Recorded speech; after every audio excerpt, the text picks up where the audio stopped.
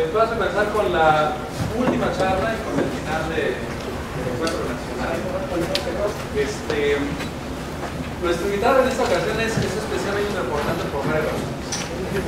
Uno es uno de los fundadores de la Escuela de Otoño. Creo que es el principal, aunque yo creo que no, pero yo creo que es el que inició todo esto.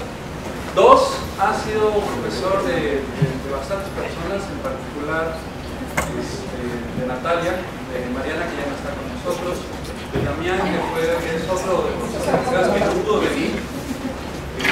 A mí en particular me dio sido con él en dos ocasiones. Alumnos de Marco, en particular Guillermo, fue también estudiante de Faustino. De hecho, ha sido mucho más, es cierto. Fue uno de los responsables por los cuales, en particular Natalia, se mudara a esta área. Yo viene de un lado súper teórico, venía. En fin, bueno, en particular fue también profesor del director de este centro y de otro investigador aquí que lleva bastante tiempo. Entonces, bueno, es un placer tener esta conversación, qué bueno que viniste, muchas gracias. Pues nos va a hablar de existencia de un ciclo libre en un modelo para la interacción con planta y libro. Y pues, adelante. Bien, miren, quiero empezar agradeciendo a nuestro joven comité organizador de la Escuela de Otoño de Biología Matemática. Digo, son jóvenes, listo, otra escala, ¿no?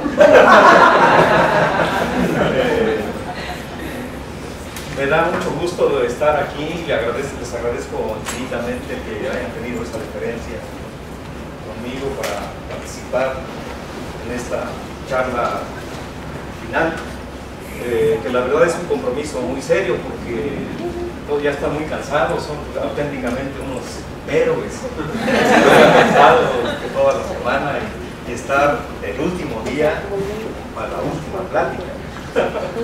Entonces me llena de emoción estar aquí con ustedes. Efectivamente tengo el gusto de haber visto nacer a esta niña, algo más que haber visto nacer, algo más que haberla visto nacer. Hace 18 años, en un momento crítico por el cual pasaba la UNAM, considerando un momento crítico en la huelga que duró 9 meses en la UNAM, donde las autoridades lo que pretendían básicamente era aumentar las colegiaturas. Entonces hizo un movimiento de huelga, un movimiento estudiantil que duró 9 meses, y durante ese tiempo los estudiantes andaban dispersos por todos lados, y entonces se nos ocurrió la idea de reunir por lo menos a nuestros estudiantes, a los más cercanos, y convocar a una escuela de otoño de biología y matemática. Para ese tiempo estábamos en el CIMAT, ahí nos alojaron generosamente, y ahí empezamos esta aventura que ha venido caminando con el tiempo, y llegamos al número 18. Veo a la joven Escuela de Otoño de Biología y Matemática llegar a la mayoría de edad, la veo sanita, la veo madura, la veo con impulsos para continuar extendiéndose, la veo en muy buenas manos. Me parece muy sano que la responsabilidad de su organización vaya cayendo cada vez en generaciones que vienen. Eso me parece muy importante. A los primeros nos tocó organizar no sé cuántas, 5 o 6, las primeras. Entonces eso a mí me da mucho gusto de ver a la muchacha bien formadita y con salud. Entonces eso es motivo de emoción para mí. Otra parte que quiero transmitir de la emoción de estar aquí es que estoy en mi tierra. Pocas veces he dado pláticas en mi tierra. Así es la vida. Dicen que nadie es profeta de su tierra. Creo que esta es la segunda vez que doy una plática en Michoacán. Soy michoacano. un pueblo mágico, porque magia es su historia, magia es su territorio.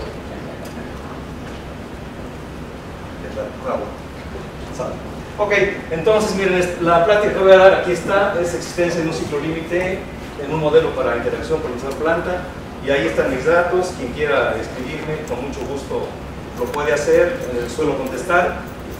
Entonces, aquí está el plan de la plática. Entonces consta de cuatro partes. En la primera introduciré los conceptos básicos en los cuales me basaré para posteriormente hablar propiamente de la modelación matemática. En esta parte introductoria quiero hacer un recuento histórico de personajes y ubicarlos en su contexto en el cual produjeron este tipo de conceptos, teorías, etc., ¿no? Eso me parece muy importante, ubicar el contexto histórico en el cual los conceptos matemáticos, ecológicos, etc., se dan. Entonces, haré un intento de presentarlo de esa manera. Después platicaré un poco de los antecedentes que hay en este tipo de modelación matemática, en los cuales, en particular, Víctor Breña estuvo involucrado. Ya diré en qué parte le tocó sudar un poquito y aprender algo, ¿verdad? Después, como le puse aquí, les quiero platicar de un resultado muy reciente.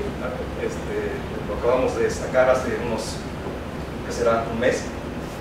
De hecho, seguramente en la presentación lo van a notar, todavía no tiene el acabado que suelen presentar los matemáticos, ¿sí? Muy llano, con unas hipótesis muy precisas, ¿no? Todavía un poquito está medio, digamos que, tejiéndose fino. Y quiero finalmente, más que conclusiones sobre el tema, quiero tocar una pregunta que hizo a nuestra colega brasileña, Mariví. Me llamó mucho la atención la pregunta que se hacía al final de su charla de ayer por la tarde. La pregunta que se hizo María Emilia, que muchos nos hacemos o nos hicimos y ya hemos ido caminando en resolverla, es ¿y cómo formar profesionistas en esta conjunción de dos ciencias? Una que trata de la vida y otra que trata de entes abstractos y cómo se conectan. Cómo formar gente en esta área de conjunción, que legítimamente se llama, ya establecida como biología matemática. Hace honores empezábamos este tipo de incursiones, hablar de biología matemática era así como todavía como esconderse un poquito debajo del escritorio. Había mucha reticencia a entenderla como una rama todavía. Ahora no queda duda, está mundialmente reconocida, hay muchas revistas que se publican biología matemática. Entonces quisiera un poco abonar a la respuesta que nos planteaba, la pregunta que nos planteaba mi sal pues. Bien, entonces como les dije,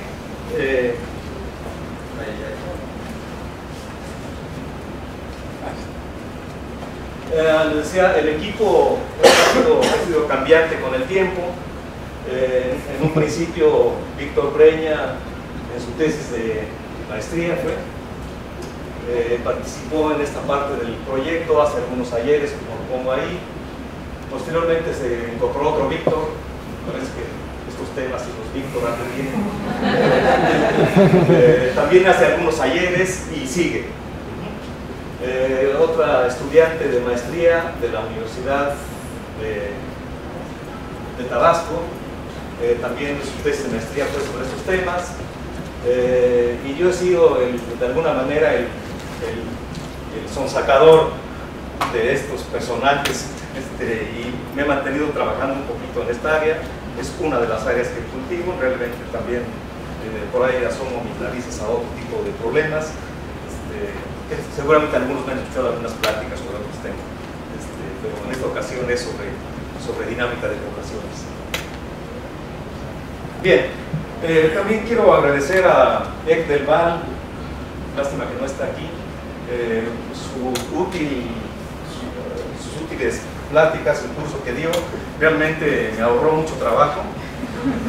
Me ahorró mucho trabajo porque habló de conceptos ecológicos, de muchos ejemplos muy bien, perfectamente ilustrados.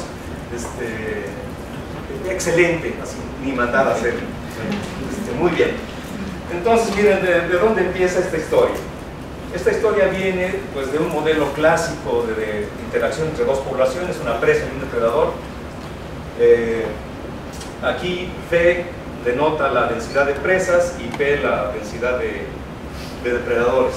Entonces el modelo clásico de presa-depredador, debido a estos dos personajes de forma independiente y que los unió para la posteridad, aunque en vida no se llevaban bien, como dije ayer, está pintado ahí, como lo ven, ¿no?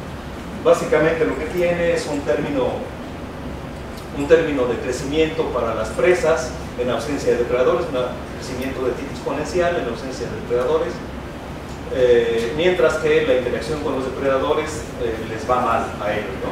Entonces se trata de una interacción del tipo menos más en la nomenclatura que usó ayer. ¿Recuerdan? Sí. ¿Todo el mundo? Bueno, sale pues. Entonces, fíjense que si uno interpreta este término de aquí, a ver, me siguen en palabras, ahí va. Si uno lo interpreta como razón de consumo de presas, este término de aquí, ¿cierto? Entonces, razón de consumo de presas. Divídanlo entre, dividan entre la población de depredadores. Entonces resulta que la razón de consumo de presas por depredador, por unidad de biomasa de depredador, es proporcional a la densidad de presas. Cuantas más presas haya, la razón de consumo de presas por unidad de depredador es mayor. Eso es lo que dice el modelo de Roca-Botero. Y uno se sorprende. Es decir, usted coma mientras haya más presas. Cuantas más presas haya, más capacidad tiene usted de consumir presas. Eso es lo que dice. Ajá. Y eso, hasta para el estómago, ¿no?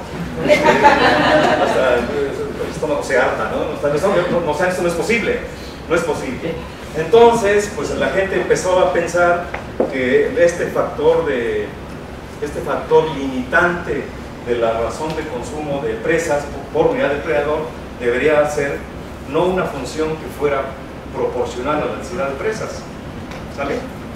Y entonces pues la gente empezó a averiguar cómo modificar ese factor para hacerlo realista o irse apegando más a la realidad, incorporar el hecho de que la capacidad de consumo de presas por depredador no aumente necesariamente con más presas haya, ¿sale? ¿Sí estamos? Entonces en este camino nos encontramos con este personaje, Crawford Stanley Holling, en 1930, está vivito el señor. Él introdujo dos conceptos importantes, que es la respuesta funcional, que es básicamente la razón de consumo de presa por unidad de depredador, y después eso cómo se traduce en beneficio para los depredadores. Ajá. Entonces a eso le llamó respuesta numérica. Holling obtuvo su doctorado en British Columbia, trabajó en el departamento de los recursos forestales de Canadá, fue profesor y director del Instituto de Recursos Animales de Ecología, director internacional del Institute for Applied Systems Analysis. Obtuvo varios premios, el premio Mercer en 1996 para científicos jóvenes, otorgado por la, ¿qué se llama? Ecological Society of America, something like that, por su Outstanding Paper in Ecology. En 1999, premio al ecólogo eminente por sus contribuciones destacadas a la ecología. En el 2000, el Kenneth Wilding Memorial Prize, por ahí. En el 2008, la Volvo Environment Prize. En el 2011, Honorary Doctor of Science de la Universidad de Simon Fraser. Y es Fellow of the Royal Society of Canada y de Suiza. Bien.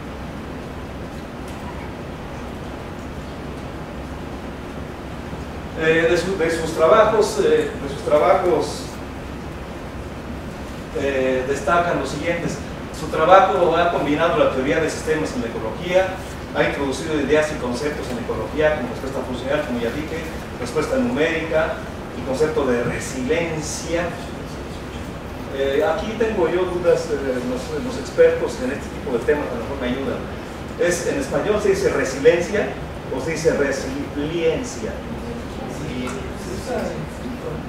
A mí me suena más resiliencia, pero this is my personal opinion. Okay. También, bueno, respuesta numérica, manejo adaptativo, ciclo adaptativo. Y otro concepto que me llama la atención es de panarquía. ¿Alguien sabe qué es esto? Algo tiene que ver con los ciclos ecológicos, con la interacción con los humanos, según entiendo un poco de esta obra de él, con el cual es coautor, Panarchy. Y bueno, dos de sus trabajos más citados son dos justamente donde introduce los conceptos de respuesta funcional y respuesta numérica. Este otro de la Resilience and Stability of Ecological Systems. Este otro muy importante es el Cross-Scale Morphology, Geometry and Dynamics of Ecosystems.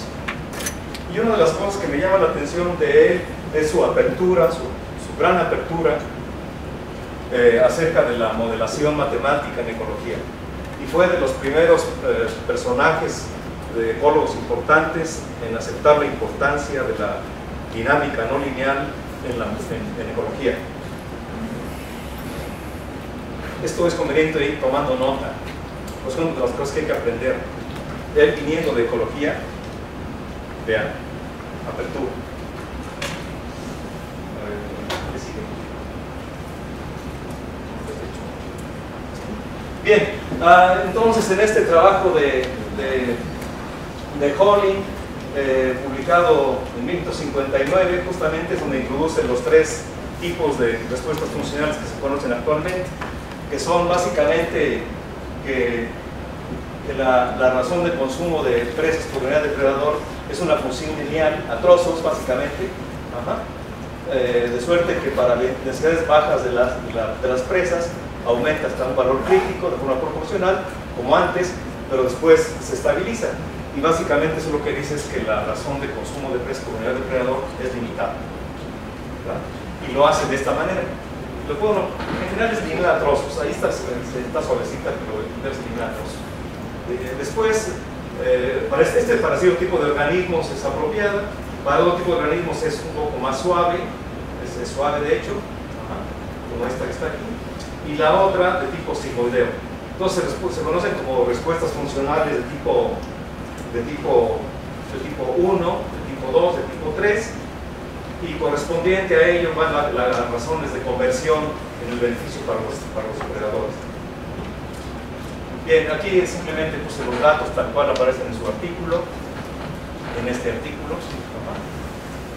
Y bien, quiero hablar ahora de otro tipo de respuesta funcional que es un poco menos conocida, y quiero hablar, como lo hice, quizá un poco con más cuidado, de este personaje en Haldane. Haldane, seguramente los biólogos lo conocen mucho, quizá en demasía, y me van a ayudar, si me atoro por ahí, en decir cosas de él. ¿Sale?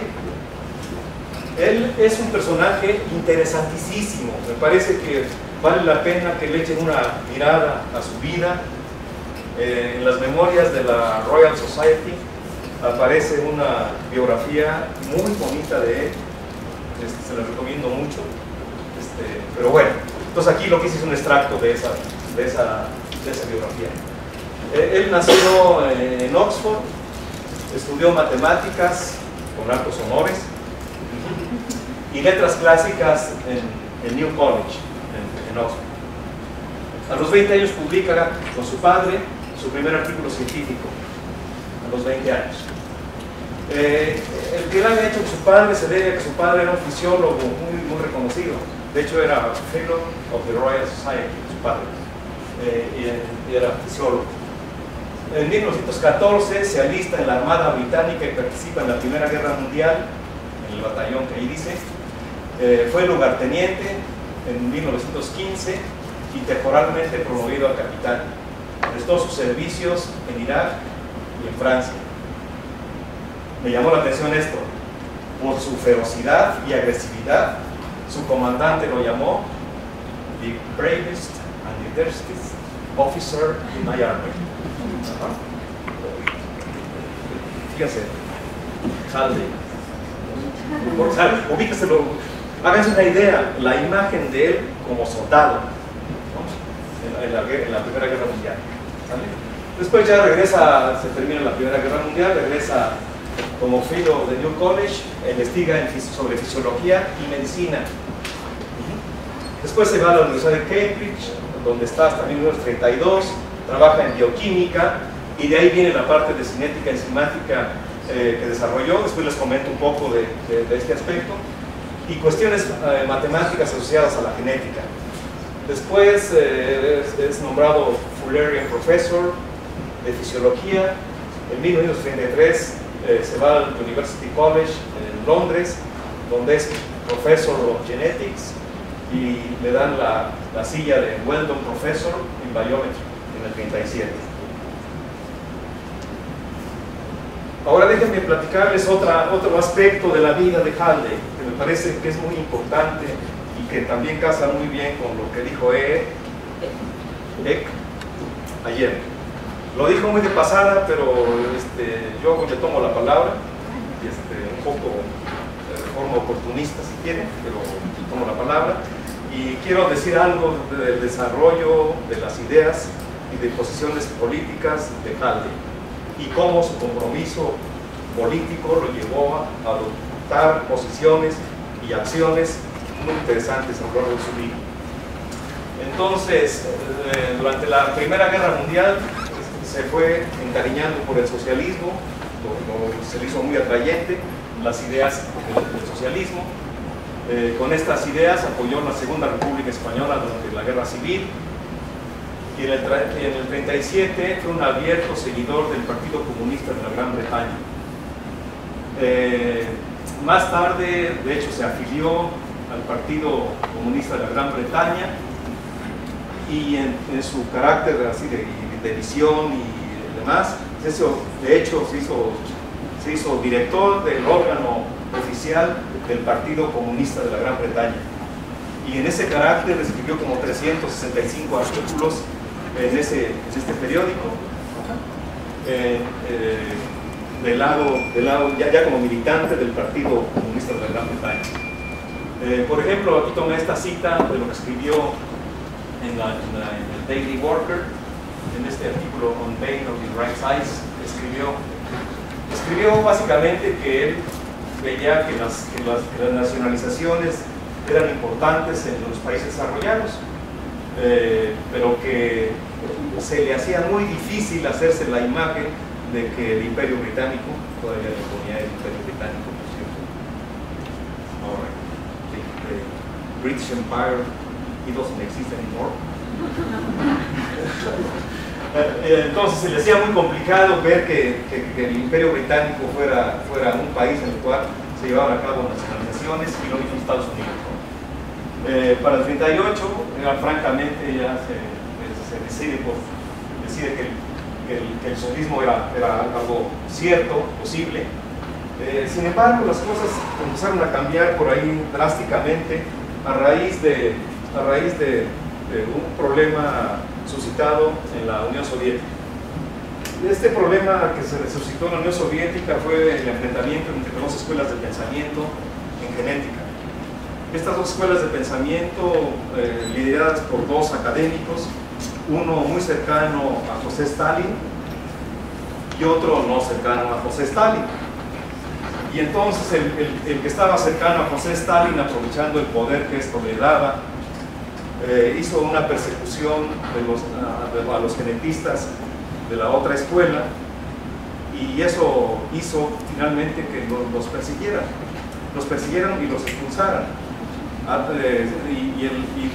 Les decía que el tipo de investigación en genética que desarrollaban contravenía los principios del materialismo dialéctico. En esas palabras. lo expresaba. Aquí está, él es el líder de los genetistas cercanos a Stalin, que es Lysenko. Y aquí está el papá, ¿no? Ahí está el papá. Entonces, aquí tomé una cita de Haldane a propósito de esta controversia. Él tuvo que en algún momento tomar posición respecto a este enfrentamiento, pues porque se dedicaba a la genética. Y eso le empezó a crear un poco de amargura, un poco de sentimientos encontrados respecto al socialismo real y a la idea que él tenía de socialismo. Entonces, ya a finales de la Segunda Guerra Mundial se transforma en abierto crítico del régimen soviético y para 1950 sale del Partido Comunista de la Gran Bretaña. En 1956 toma una decisión importante en su vida. Deja el University College de Londres y se va al Instituto Estadístico de India. Y vean la razón por la cual lo hizo. Es una de las razones, en realidad hay varias, pero tomé una. Dice, la razón por la cual lo hizo fue en protesta por la posición asumida por la Gran Bretaña en la crisis del Canal de Suez. Y lo dijo así. Dice, me voy a India porque considero que los actos recientes que ha hecho el gobierno británico han sido violaciones a la ley internacional. Así. Se fue a India y muy consecuente fue y adquirió la nacionalidad india, se interesó por el hinduismo y allá murió en 1996 vistiendo ya la túnica y esto y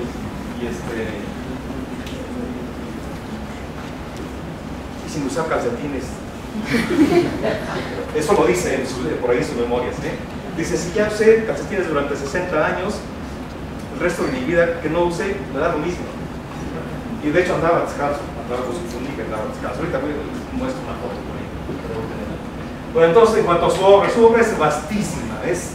Son cientos de artículos y libros, o cientos o menos, pero también libros. Realmente lo que yo hice aquí es poner solo una muestra. En 1908 empieza a investigar sobre la genética mendeliana. En el 15 publica la Replication in Mice, la primera demostración del Genetic Linkage en mamíferos, y en 1921 demostró el mismo fenómeno en pollos. Sus primeros trabajos fueron en fisiología, que básicamente es el mecanismo de intercambio gaseoso en la hemoglobina, propiedades químicas de la sangre, como pH buffer, funciones de los riñones y mecanismos de excreción. En 1925 dedicó una interpretación diferente a la de Michaelis-Menten en cinética enzimática. En 1929 publica su artículo The Origin of the Life. Y es una cosa que también es muy interesante porque sin conocer todavía los trabajos de Opari, resulta que en términos conceptuales se tocan por ahí con la idea del caldo primitivo sobre el origen químico de la vida. Y junto con Ronald Fisher, un influyente estadístico, y Sewall Wright construyeron la teoría matemática de la genética de poblaciones, que finalmente vino a dar la síntesis evolutiva moderna. Escribió una compilación de artículos sobre una teoría matemática de las selecciones natural y artificial. En el 32 publica su libro The Causes of Evolution, y bueno, hace también contribuciones fundamentales sobre los aspectos estadísticos de la genética humana. De los premios, tiene también muchos premios. No tengo aquí la lista exhaustiva. Ahí están, son muchos premios, ¿no? Y ustedes dirán, ¿y por qué en la lista de premios aparece una calle y una carpechita circulando? ¿Por qué creen? Porque esta calle es una avenida importante en Calcuta y lleva su nombre. Aquí están unas fotos de Haldane en los tiempos en los cuales era militar, en los tiempos en los cuales organizaba mítines para apoyar a la República Española y fogoso orador. Aquí en su oficina de investigador, y acá está con pies descalzos y la túnica. Bien, ¿y eso qué tiene que ver con el tema de la plática? Tiene que ver y mucho. El mecanismo paralelo al mecanismo de Michaelis-Menten en cinética enzimática, él introdujo justamente esta relación en el eje vertical. En el horizontal sería el sustrato, y en el vertical es la velocidad de la reacción. Y entonces él propuso que podría ocurrir no el crecimiento y luego la saturación, sino eventualmente también un decaimiento de esta manera. Y desde el punto de vista analítico no puede haber una función que tenga esas propiedades, que tenga para cierto valor del parámetro justamente este comportamiento, y a medida que el parámetro aumenta se vaya pareciendo más a la cinética enzimática de Michaelis-Menten. Entonces, bueno, ahí está la relación que ahora lo conecto con la respuesta funcional de tipo 4. ¿Qué querría decir en términos ecológicos? Querría decir que la razón de consumo de presas por unidad de depredador aumenta hasta cierto máximo para cierta densidad de presas, pero que alcanzando ese máximo las presas desarrollan un mecanismo de defensa. Minuto 35 de la plática de ayer. Un mecanismo de defensa a partir del cual produce que los depredadores las consuman menos, y cada vez menos, y cada vez menos. Entonces, esta respuesta funcional tipo 4, como se le llama, tiene sus orígenes en la teoría de cinética enzimática introducida por Caltech, y la interpretación ecológica es la que les acabo de decir. Bien, ahí terminamos con un aspecto de los antecedentes. Otro aspecto importante de los antecedentes es este fenómeno dinámico muy importante, que es la emergencia de ciclos límite en sistemas, en particular en sistemas de ecuaciones diferenciales. Y además, una forma de la emergencia de estos ciclos límite proviene así, la ruta es la siguiente. La ruta es: tienes un punto para valores críticos del parámetro, un valor crítico del parámetro, tienes un punto de equilibrio, ese punto de equilibrio es atractor, pero rebasas ese valor crítico del parámetro y el punto de equilibrio pierde su estabilidad, y eso en dinámica tiene un precio, y el precio es una belleza. Es la emergencia de una trayectoria cerrada aislada, la emergencia de un ciclo límite. Y siendo la ruta de la emergencia del ciclo límite de esta manera, se le conoce como el nombre técnico de aplicación de Fock supercrítica. Si que invertimos la dirección, es la subcrítica. Esa no me va a interesar. ¿Sale? Ok, vayamos a los antecedentes del problema ya particular que les quiero platicar. El antecedente es un artículo que apareció en el Bulletin of Mathematical Biology. Víctor, cuando se fue a hacer su doctorado, e hizo la maestría antes en la UNAM, ya llevaba en su bolsa, en su buchaca, un artículo en el Bulletin of Mathematical Biology.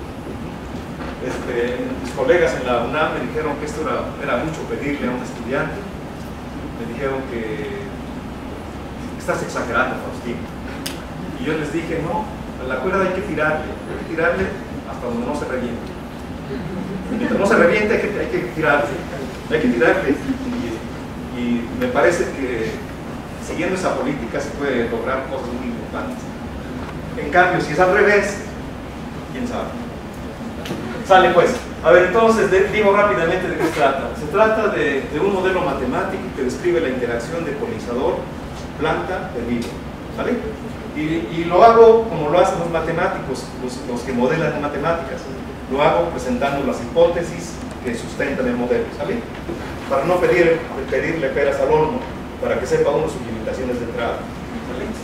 Entonces vamos a pensar que los polinizadores, además de tener algunos beneficios como néctar y polen de las plantas, tienen otras fuentes limitadas de comida. Las plantas son polinizadas exclusivamente por ese polinizador, es decir, las plantas son altamente especializadas. La plática de ayer, otra vez. En los polinizadores, la interacción de polinizadores con la planta está descrita por una respuesta funcional de Holling de tipo 2. Las plantas son las únicas fuentes de alimento de los herbívoros. Otra vez, esas plantas en particular son los únicos alimentos de los herbívoros. Entonces los herbívoros son altamente especializados. Plática de ayer. Les digo que ya están con esta aquí. Le debo la vida. ¿Sale? Y entonces, otra hipótesis es que la interacción entre plantas y herbívoros está descrita por una respuesta funcional de tipo 2. Es decir, son 2 y 2. Los términos de interacción entre polinizador y planta la describe una respuesta funcional de tipo 2, y la interacción planta-herbívoro también una respuesta funcional de tipo 2. ¿Sale? Desde el punto de vista matemático, uno puede plantear un modelo matemático de esta manera. Aquí hay una hipótesis adicional que realmente los herbívoros al consumir plantas de forma indirecta le interaccionan con los polinizadores, porque le quitan comida, les quitan lugares a los cuales visitar para adquirir néctar y polen. Entonces uno puede plantear un modelo matemático así parsimonioso, donde A denota la densidad de polinizadores, P la de plantas y H la de herbívoros. Entonces este modelo matemático lo que nos dice es justamente si no hay plantas, los herbívoros crecen logísticamente. Si hay plantas se benefician, y se benefician de esta manera. Y aquí hay un montón de parámetros que tienen importante interpretación ecológica, que es el tiempo de manejo, que es el tiempo de búsqueda, que es la probabilidad de encuentro entre polinizador y planta, etc. No me detengo en los detalles. Y esta función G realmente lo que haría es que esta función G lo que hace es hacer disminuir el encuentro entre plantas y polinizadores. Después, para las plantas ¿qué? Las plantas si no tienen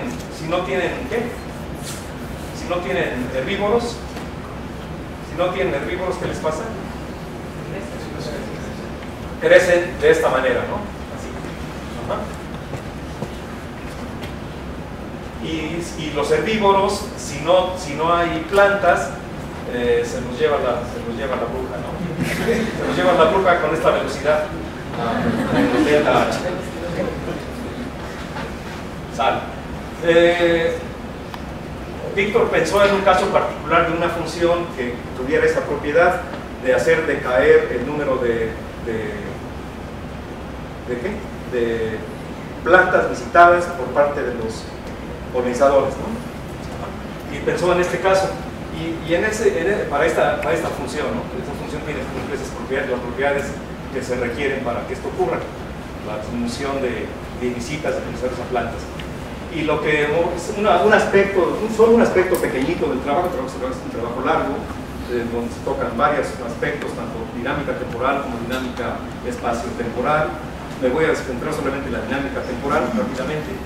Y entonces lo que se mostró en ese trabajo es que el sistema de ecuaciones diferenciales exhibe una trayectoria homoclínica basada en el punto de equilibrio K00 para pequeños valores de K, y para valores mayores de la capacidad de carga de los polinizadores esa trayectoria homoclínica desaparece, pero desaparece y ocurren otros comportamientos dinámicos.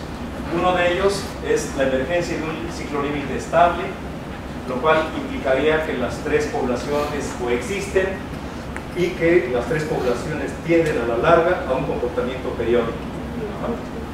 Ese es un tipo de conducta dinámica que se puede dar. La otra es la existencia de un atractor global. En este caso las tres poblaciones coexisten y tienden a la larga a una población constante. ¿Vale? Y en dibujitos ahí están.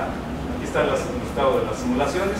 Estas fueron simulaciones, no es una demostración matemática, son resultados de las simulaciones, simplemente cambiando el parámetro K, la capacidad de carga. Entonces justamente aquí está el punto de equilibrio, K,00, y aquí se ve numéricamente la existencia de esa trayectoria. Y sale, regresa, y si tomas una condición inicial que esté por aquí, entonces esas se enrollan al transcurrir el tiempo hacia la trayectoria homoclínica. Si aumentamos un poco el parámetro K, entonces se ve se ve la existencia de un ciclo límite. Tomas esta condición inicial, la trayectoria se va enredando y a la larga tiende al comportamiento periódico que está ahí. El comportamiento de tipo ciclo límite asociado a comportamientos periódicos en las tres poblaciones, ¿sale? Y después se aumenta el valor de la capacidad de carga, entonces aparece un atractor en el octante positivo, donde están las tres densidades: polinizadores, plantas y herbívoros, ¿sale? Entonces este es un antecedente. Otro antecedente, otro Víctor en escena,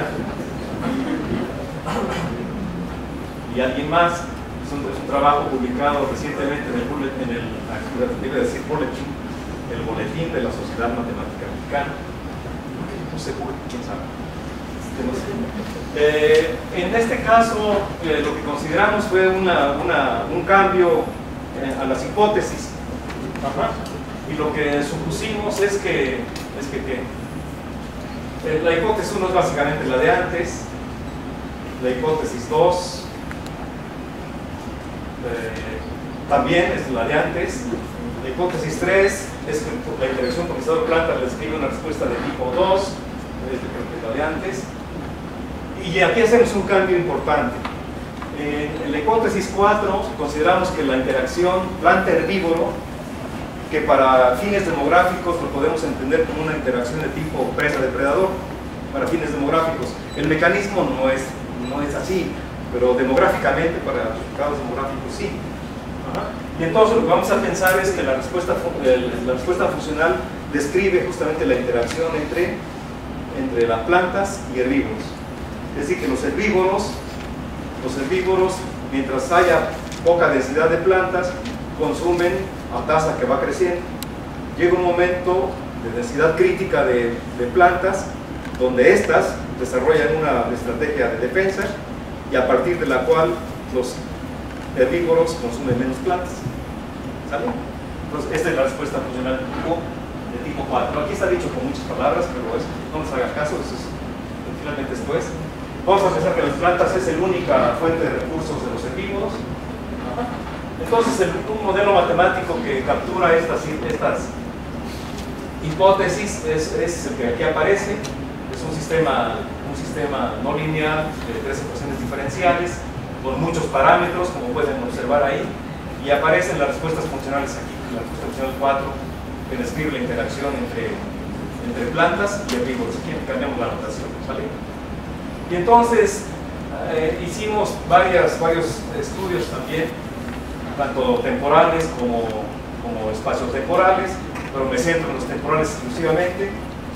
Y en los temporales lo que mostramos es que hay un parámetro por ahí, aquí fue otro parámetro, no es K. Me llamó la atención esto, que con otro parámetro obtuvimos dinámicas interesantes. De hecho, obtuvimos un rango, así desde el punto de vista numérico, obtuvimos un rango del parámetro delta, que aparece en el sistema original,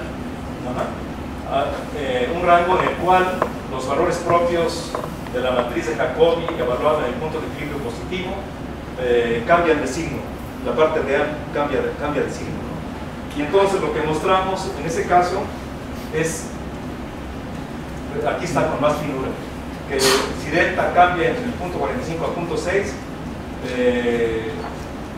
se da origen a un comportamiento dinámico de tipo ciclo límite, justamente. O sea, a la aparición de un ciclo límite estable.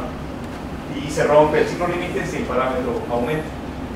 Entonces, estas dos son los antecedentes de comportamientos de tipo ciclo límite en modelos matemáticos, dos tipos de modelos matemáticos para la interacción polinizador-planta-herbívoro. ¿Estamos? Y entonces, pues dijimos, bueno, pues hasta aquí tenemos evidencias numéricas. Y a los matemáticos, cuando nos dicen, pues tengo evidencias numéricas, y te dicen, ¿y el teorema? Y entonces contestamos, pues no, pues una simulación numérica no es una demostración de un teorema. Te da indicios, te da luz, como qué tipo de cosas puedes esperar, pero no es una demostración. Y entonces empezamos a jugar con el último modelo, incorporando la respuesta emocional del tipo 4 en la interacción de plantas herbívoros. Y entonces, la historia aquí es un poquito larga y un poquito laboriosa en la parte matemática. Lo que usamos fue de forma sistemática el cálculo simbólico de matemática. Y lo que logramos demostrar, un primer resultado, es que existe una familia de 3 parámetros para los cuales el punto de equilibrio es 2, 1,2. Realmente lo hicimos al revés, nos preguntamos, a ver, un punto de equilibrio en el octante positivo, que tiene realidad ecológica, un punto de equilibrio, existen parámetros para los cuales ese es el punto de equilibrio del sistema. Hicimos las cuentas, y encontramos relaciones de parámetros. El espacio de parámetros es grande, como vieron, son muchos parámetros, y encontramos que efectivamente sí hay relaciones complicadas ahí, no entro en los detalles. Y básicamente de lo que partimos fue de lo siguiente: en vez de estudiar el sistema original, estudiamos uno en el cual reparametrizamos el tiempo, multiplicando básicamente el campo vectorial, la parte derecha del campo vectorial, por esta función, y es que es reparametrizar las trayectorias. Básicamente recorren los mismos caminos pero a distinta velocidad, pero dinámicamente son equivalentes, son topológicamente equivalentes. Y entonces el sistema que nos queda realmente fue este. Y para ese sistema, efectivamente, lo que encontramos es que el punto 2,12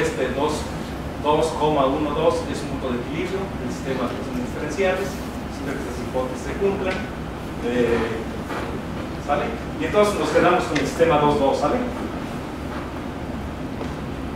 Y realmente el resultado fuerte es el siguiente. Ahora sí como teorema. Entonces suponemos que los parámetros del sistema satisfacen las hipótesis H, los que están arriba. Entonces existe una familia de 5 parámetros tales que el punto 2,12 es un punto de equilibrio, que la aproximación lineal del sistema alrededor del punto positivo tiene un par de valores propios imaginarios puros conjugados, y uno de ellos no cero porque es de 3 dimensiones, recuerden. Y se da una bifurcación de Hopf en P1, lo cual nos indica que hay un ciclolímite del sistema, ¿no? Y las pruebas son latosonas, no quise traerlas y mostrárselas, sí es latosón. Ayer le comentaba a Víctor que el cálculo simbólico, por la cantidad de parámetros y las cosas que se imponen como condiciones, nos llevó a un tambache muy grande de operaciones, ¿no? Pero básicamente lo que usamos para la existencia del ciclolímite es una bifurcación de Hopf, y para estudiar la estabilidad del ciclolímite utilizamos un teorema de Kuznetsov. El teorema de Kuznetsov lo que dice es lo siguiente: tienes un sistema de ecuaciones diferenciales y este tiene un punto de equilibrio. Entonces fijémonos en el campo vectorial asociado al sistema, fijémonos en su desarrollo de Taylor hasta orden cúbico, y suponemos que la matriz de Jacobi de la parte lineal tiene un par de valores propios que son imaginarios. Nos fijamos en los vectores propios correspondientes a estos valores propios, al conjugado y al imaginario, su conjugado. Pensamos que los normalizamos, nos fijamos en el vector propio conjugado asociado al otro valor propio, etc. Y con esos ingredientes, se puede probar que el primer coeficiente de Lyapunov se queda expresado en términos de los términos cúbicos del desarrollo del Taylor que está arriba, los términos cuadráticos y otras basuras aquí, términos. ¿Sale? Vean la forma que tiene el coeficiente del primer coeficiente de Lyapunov. Es una expresión realmente aparatosa. Ustedes imaginarán que esto hacerlo a mano como antes se usaba, así, agarrar el lápiz y ahorita nos sentamos y toda la noche nos lo echamos, es perder el tiempo, ya. viendo cálculo simbólico. Entonces, pues lo hicimos y le hicimos caso a Kuznetsov. Kuznetsov lo que dice es que la fórmula del primer coeficiente de Lyapunov es la forma más conveniente para el tratamiento analítico de ecuaciones de Hopf en sistemas n-dimensionales. Solo no requiere las transformaciones preliminares al sistema en la base de los vectores propios y se expresa en términos del término lineal, el cuadrático y el cúbico, como acabamos de ver. Aquí esta foto, supongo que reconocen el primer personaje. ¿Sí lo reconocen?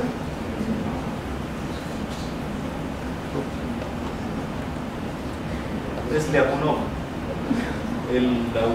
Su tesis doctoral se llama Estabilidad del movimiento. Es donde introduce los conceptos que ahora se usan mucho para estudiar estabilidad de sistemas, el método de Lyapunov. Bien, entonces, pues ya probamos que efectivamente el coeficiente de Lyapunov es negativo. Es negativo para el rango de parámetros, que no se los enseño porque sí son groserías. Y yo no digo groserías. Simplemente aquí están, consideramos un conjunto de parámetros que se tratan en las condiciones complicadas que les acabo de decir, y efectivamente mostramos que a partir de una condición inicial la trayectoria tiende a un comportamiento periódico. Y ahí está la proyección en el espacio de las densidades poblacionales en función del tiempo asociadas a la trayectoria que parte, por ejemplo, de este punto. Entonces, como se puede ver que efectivamente después de un transitorio a la larga sí tienen un comportamiento periódico las tres densidades poblacionales. Sucede que el sistema realmente tiene más de un punto de equilibrio, puede tener más de un punto de equilibrio en el resultante positivo, además del cero, que ese siempre es el punto de equilibrio, pero ese no es de interés desde el punto de vista económico. Por ejemplo, aquí es en otro rango de parámetros donde hay dos puntos de equilibrio, pero de nueva cuenta calculamos, verificamos que se ocurre la distribución de Hopf y calculamos el primer coeficiente de Lyapunov y efectivamente mostramos numéricamente, ahora sí numéricamente, pero ahora para mostrar lo que es distinto a buscar solo numéricamente. Tenemos ahora los resultados, simplemente ustedes cogen los parámetros donde deben estar y ya. Entonces, tomamos esta condición inicial y efectivamente se tiene a la larga una trayectoria cerrada en el espacio fase de 3 dimensiones, y aquí está la correspondiente proyección de las componentes de esa trayectoria en el plano poblaciones, tiempo. Y entonces el resultado simplemente lo que dice es que es posible que el sistema de polinizador planta herbívoro, donde las plantas los polinizadores de las plantas interaccionan con Holding 2 y las plantas con los herbívoros interaccionan con Holding 4, coexistan a través de un comportamiento periódico. Entonces, esto lo que nos muestra, bueno, es una pequeña contribución a entender la dinámica de este tipo de modelos para la interacción polinizador-planta-herbívoro. Y lo estoy haciendo pues, como lo hacemos los matemáticos, haciendo las cuentas, diciendo, si esto ocurre, entonces pasa esto. Sale pues. Después hicimos algunas exploraciones por ahí que fueron muy interesantes. Fijamos un conjunto de parámetros y dejamos solo uno libre. Y nos dimos cuenta que el primer coeficiente de Lyapunov, al variar ese parámetro que dejamos libre, cambia de signo. Cambia de signo. Ven ahí, dice Lyapunov, es el coeficiente de Lyapunov como función de uno de los parámetros, fijando todos los demás, que son los griegos. Y como ven, el coeficiente de Lyapunov cambia de signo, y eso nos indica entonces que hay rangos de los parámetros en los cuales el sistema tiene ciclos límite que son atractores, pero también tiene ciclos límite repulsores. Un ciclo límite repulsor. Y después, también dejando todos los parámetros fijos y variando el mismo parámetro, nos fijamos en una de las, en la, ¿cómo se llama? Abscisa, ordenada, y cota, la z. Y resulta que la coordenada z de otro punto de equilibrio puede cambiar de signo.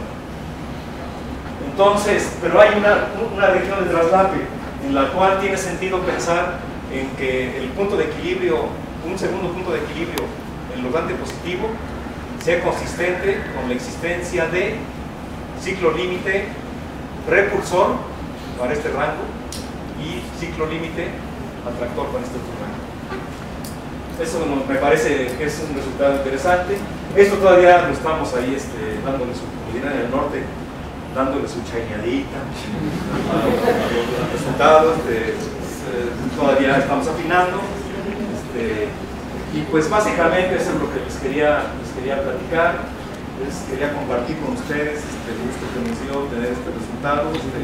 Es la primera vez que se presenta en público.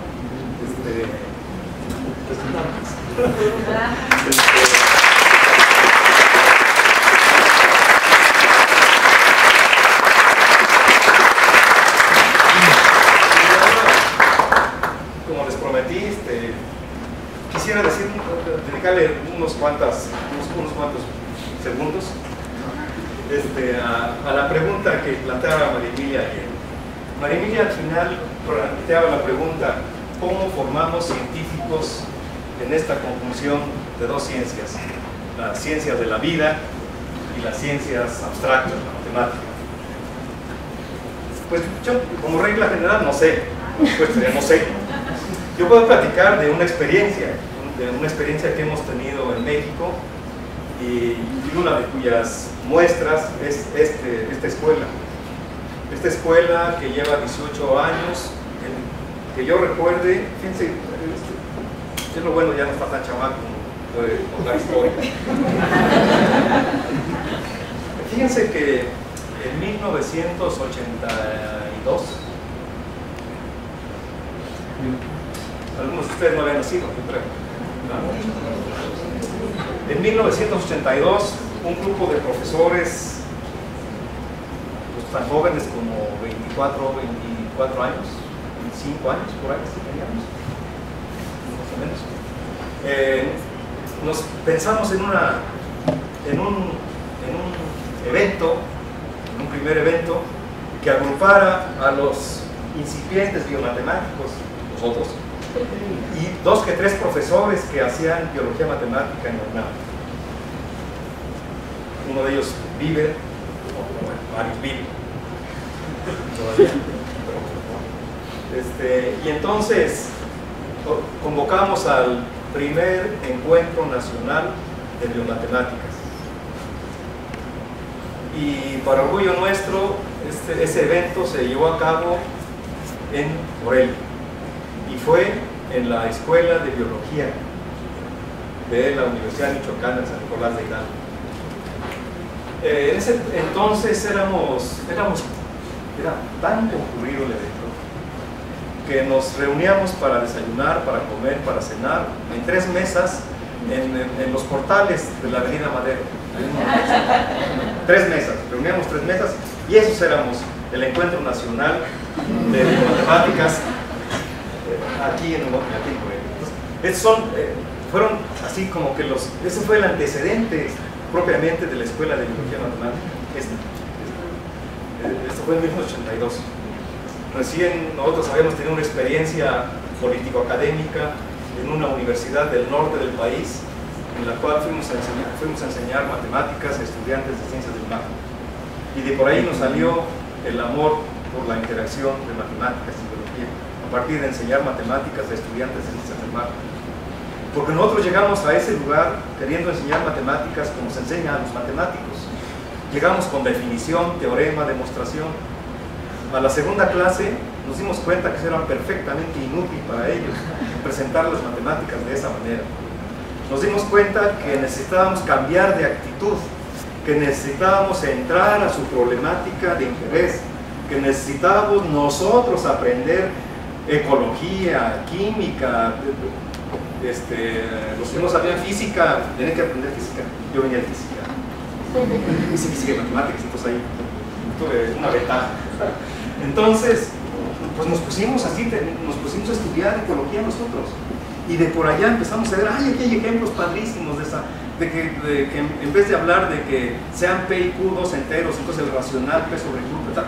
Ah, no, podemos hablar de concentración, de salinidad, de mezclas, y entonces presentar cuestiones básicas, muy básicas matemáticas, a partir de cosas de interés de ellos. Y así fue como fuimos cambiando nuestra posición, nuestra actitud en la enseñanza de las matemáticas. Entonces me parece que yo creo que un acto de humildad de parte de los matemáticos es no pensar que los matemáticas tenemos la neta y que todos deben decir, ay, las matemáticas. No, tenemos que tener un acto de humildad y acercarnos a otra ciencia. Pero también los usuarios de la matemática deben tener mente abierta, ¿verdad? Y también, igual que los matemáticos a veces. Yo creo que esa experiencia puede ser trasladable a otros ámbitos, a otros escenarios. Y así fue como nos empezamos. Y después se nos ocurrió esta idea de la Escuela de Biología Matemática, y pues miren, 18 años después estamos orgullosos los padres de la escuela, tener una muchacha bien formadita, madura, con mucho ímpetu con el curso. Y paralelo a ello hemos hecho otro tipo de actividades, seminarios, hemos redactado libros de matemáticas básicas, pero cambiando de actitud en la presentación de los temas. Ha sido una experiencia que hemos ido llevando a cabo que pudiera tener sentido en otros ámbitos y a distintos niveles. Lo empezamos desde cosas muy básicas, así fuimos avanzando hasta ahora. Ya damos cursos en maestría, tenemos estudiantes de doctorado, en fin, como que así ha sido este proceso nuestro. Yo creo que realmente estamos ante una realidad suficientemente compleja como es describir los fenómenos de la vida en sus diversas manifestaciones, tanto a nivel micro como a nivel mediano, como a nivel macro, muy macro, y que se requieren matemáticas de naturaleza tan distinta, tan diversa, que yo creo que también entre los matemáticos debemos ser muy abiertos y no pensar que mi enfoque es el enfoque. La complejidad es de tal magnitud que las matemáticas, cualquiera que sean, son bienvenidas.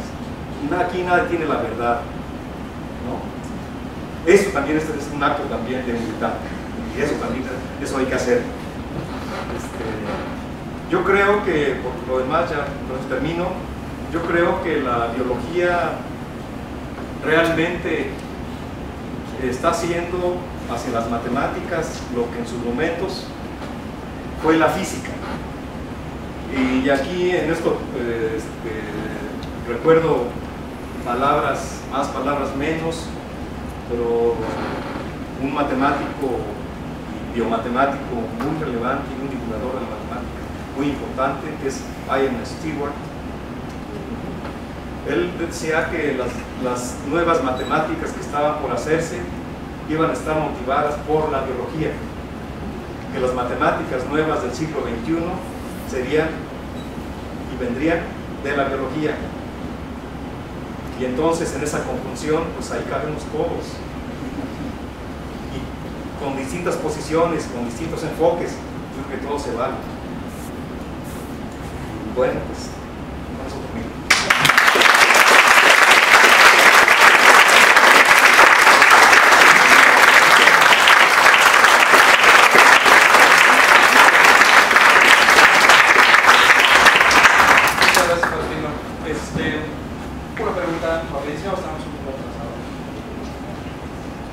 Sí. Bueno, yo nada más tengo una duda sobre, por lo que entendí, escogieron el punto de equilibrio y de ahí se van a ver qué parámetros daban ese punto de equilibrio.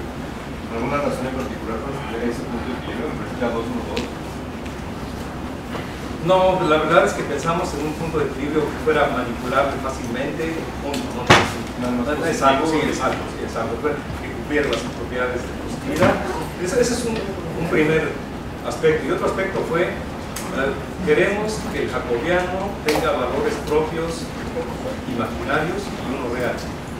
¿Qué condiciones sobre los parámetros deben ser? Además de que sean positivos, que